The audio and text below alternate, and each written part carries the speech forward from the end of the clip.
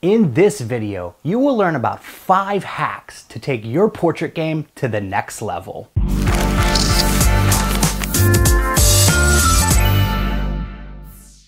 This is the second video in a series of videos designed to help you take your portrait photography from 0 to great. If you want to watch the previous video, I've linked it up in the cards. When a lot of people get started in portrait photography, they fall into a series of traps that keep them from growing. The 5 hacks I'm about to show you will help you break out of creative ruts and 10x your portrait game. So hack number 1 is using the tone curves editor in Lightroom. Now, when a lot of people start editing photos in Lightroom or whatever software they prefer, they usually just use the sliders in the basic panel. So if they want to bump up the contrast, they use the contrast slider.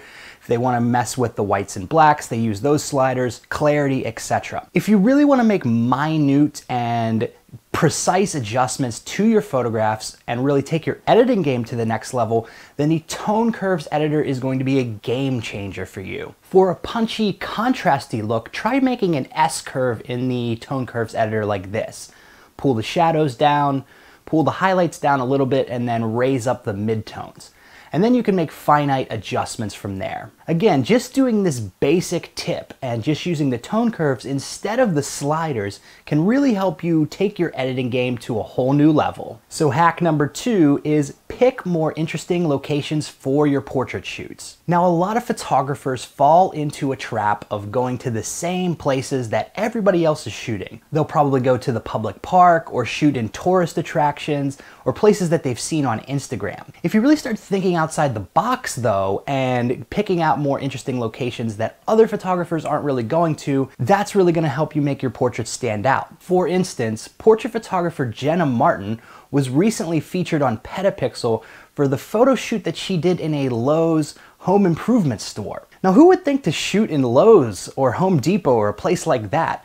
But the photos that she got were beautiful, and they produced a much more interesting look than a lot of the other people who are just shooting in public parks or the Brooklyn Bridge, things like that. So if you want to stand out and really take your portrait game to the next level, pick out some interesting locations and try to look for locations that other people aren't shooting in. So hack number 3 is use mood boards to pre-plan your photo shoots. Now, a lot of photographers, especially in the beginning, don't put a lot of effort into pre-planning their photo shoots and developing a theme. And it really shows when they shoot the images because there's really not a lot of story behind them. So if you put the work in up front to develop a theme or develop a mood board for your portrait shoot, you're going to have a lot more focus and you're going to be able to create more interesting photographs as a result. For instance, I developed a sci-fi theme for one of my portrait shoots and got these photographs as a result. So put in the work, develop a mood board for your portrait shoot, and really put some planning into the pre-production process for your photo shoots, and it'll help separate you from the crowd. So the 4th hack is use props in your portrait shoots. Using props in photo shoots can really add an interesting flavor to your photographs.